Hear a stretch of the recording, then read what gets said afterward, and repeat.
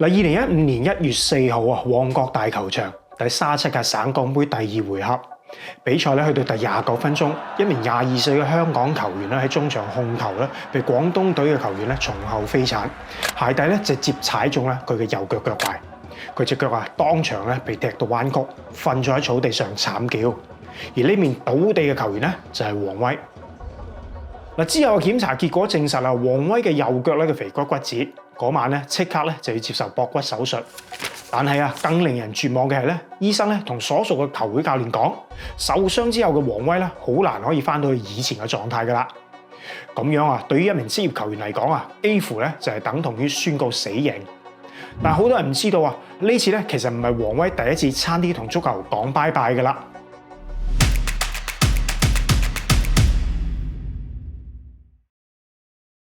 由小學3年班開始咧，王威咧就同足球結緣。佢係參加咧麥當勞足球計劃咧而備受關注嘅。12歲咧就已經開始代表咧香港嘅青年軍咧出內比賽。不過啊，佢嘅足球之路咧並唔係一帆風順嘅。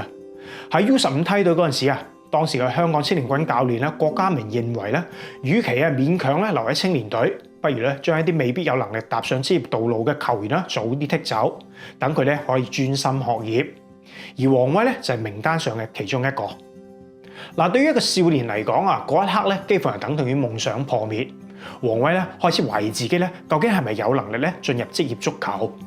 好在啊，有一個人咧冇放棄佢，呢個人咧就係堅 Sir 李志堅。堅 Sir 相信啊，王威咧係有能力咧成為代表隊嘅球員。咁喺佢嘅堅持之下，王威咧先可以繼續咧留喺呢條職業足球嘅道路之上。之後嘅王威的確冇辜負堅 Sir 嘅信任啊！佢同梁冠聰啊、馮慶業、陳肇鈞等人咧橫掃多個青年錦標。從嗰一刻開始啊，王威咧就訂立咗一個目標，第日咧要同呢班堅家軍咧一齊贏取香港頂級聯賽嘅冠軍。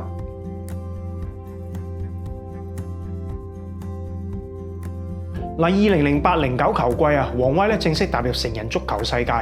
佢加盟咗咧由堅 Sir 執教，當時咧仲喺丙組聯賽角逐嘅地區球會深水埗。開始嗰陣時啊，呢隊波咧並唔起眼，但係好快咧佢哋就起飛啦。去到09-10球季啊，王威咧喺所有嘅賽事咧上陣19場，打入咗17球，幫助球隊咧喺丙組嘅總決賽咧擊敗咗東方，帶領深水埗咧成功升班。跟住嘅10-11球季啊，深水埗繼續強勢。提前一 round 咧奪得咗乙組聯賽冠軍，成功咧升班到當時嘅甲組頂級聯賽。而王威更加以12個聯賽入球啊，成為咗球會嘅首席射手。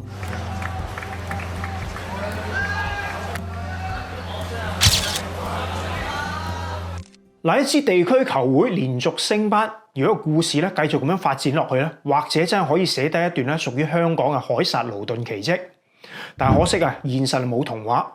2011-12球季啊，深水埗雖然招兵買馬，但係咧最終都係難逃降班嘅命運。2012年嘅夏天咧，王威轉投到甲組嘅日資球會橫濱 FC 香港。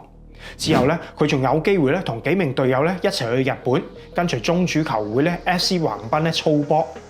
咁並喺之後嘅2013-14球季啊，獲得咗香港最佳青年球員獎，被視為香港足球嘅未來。佢帶得射得，獲得咗當時嘅香港代表隊主教練金判坤嘅賞識，認為咧佢係未來咧港隊攻擊線上嘅重要希望。咁仲由2013年起啊，多次咧入選港隊，前途咧一片光明。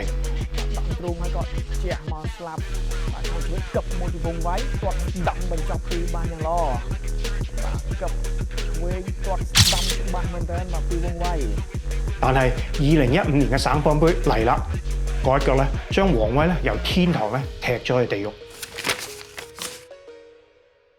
呢一段咧可以換翻件衫先講啦。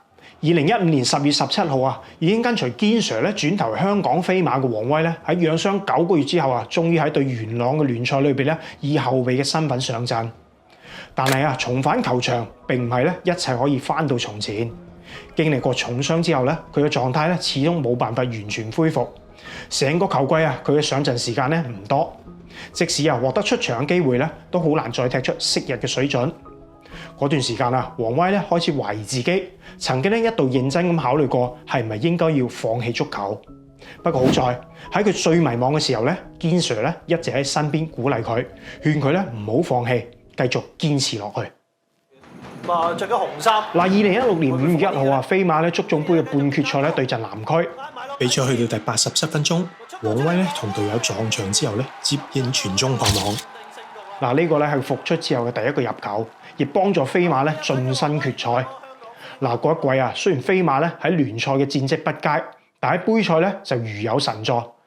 季尾嘅2場杯賽王威咧就貢獻1次助攻，協助球會咧連續奪得足總杯同埋精英杯嘅冠軍。對王威嚟講呢啲咧就唔止係獎杯，更係一份咧重拾自信嘅信號。佢喺度慢慢咁揾翻屬於自己嘅狀態。2016年夏天王威咧再次跟隨堅 Sir 轉會，加盟咧港超升班馬和富大埔。開季第3場比賽王威喺銀牌賽咧對陣元朗嘅時候咧就打響咗代表新球會嘅第一炮。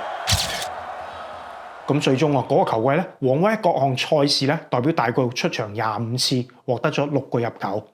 雖然嗰個球季咧大埔喺聯賽咧淨係排名第6，但喺精英杯嘅決賽裏邊王威咧再次送出一次關鍵嘅助攻，幫助球會咧2-1反勝舊主香港飛馬，成功咧攞起咗冠軍獎杯。咁喺嗰個球季結束之後王威入院咧就拆除佢右腳腓骨嘅金屬鐵片。除低嘅鐵片王威咧成個人都鬆晒，纏繞佢多時嘅心理陰影咧都冇埋。咁喺球場上王威咧更加敢做動作，帶球咧變得更加自如，狀態咧亦逐漸回升。咁喺之後2個球季佢升任為大埔嘅雙隊長嘅其中一位。咁喺之後嘅18-19球季咧，仲幫助球隊咧奪得隊史上首個港超聯冠軍，仲入選港超聯賽最佳11人，同一眾嘅堅家軍咧完成咗細個嘅夢想。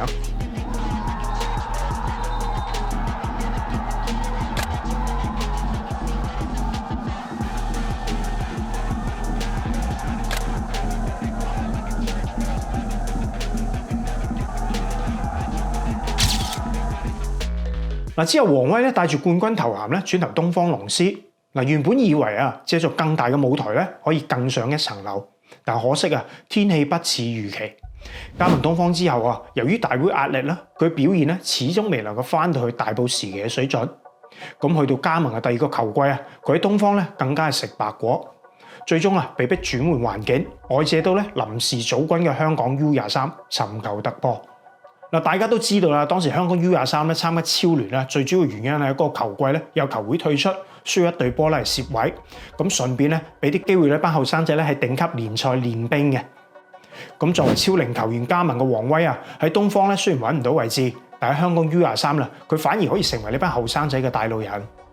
雖然受限於超齡球員嘅出場限制，佢上陣嘅機會唔多，但喺代表香港 U23踢嘅6場比賽裏邊最終咧王威都係交出咗2個入球嘅。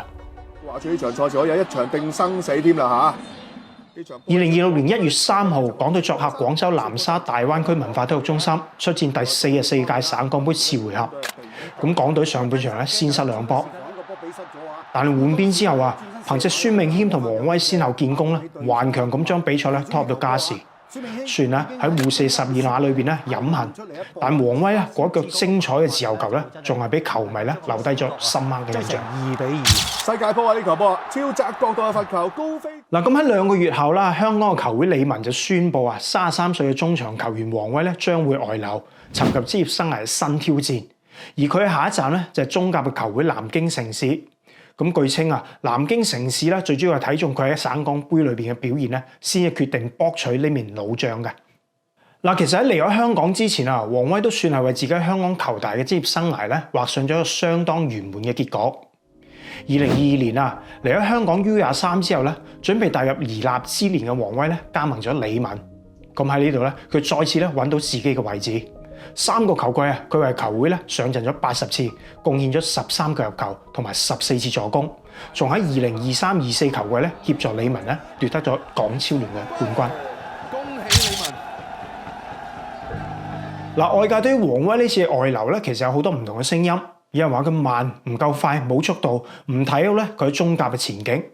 但我想講嘅係王威真正犀利嘅，從來都唔係速度，而係腳底嘅技術、視野同埋喺球場上邊嘅策應能力。咁我相信南京城市簽佢咧，都唔會係要佢嚟做突擊衝鋒陷陣嘅角色，而係希望咧佢用經驗啦，同埋閱讀比賽嘅能力咧，幫助球會咧帶嚟更多嘅穩定。王威曾經喺訪問裏邊講過希望有朝一日咧能夠成為香港足球先生。咁呢個願望咧，我估暫時咧就未必能夠成真啦。但係咧，結合佢身上嗰種打不死嘅精神，同埋咧至今代表港隊咧上陣60場，打入咗7球，係現役球員裏邊咧上陣次數第二多嘅紀錄咧，我相信咧佢早就已經喺球迷心裏邊咧名副其實嘅香港足球先生。咁啊，祝願王威咧喺職業生涯嘅最後時光咧，能夠穩穩之餘咧，仲可以好好表現，證明當年咧被稱為香港明日之星嗰個人並非浪得虛名啊！我係電視君，我哋下集見。